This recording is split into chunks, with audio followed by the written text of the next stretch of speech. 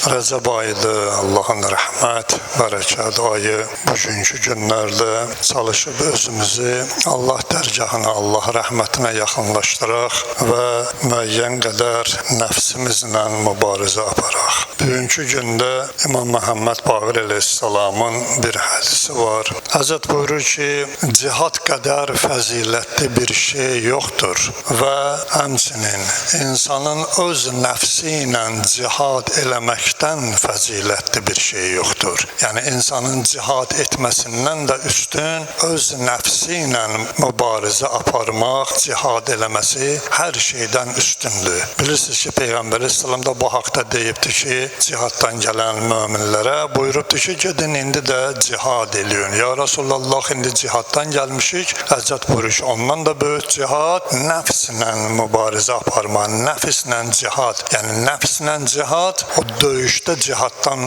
üstündür və fəzilətlidir.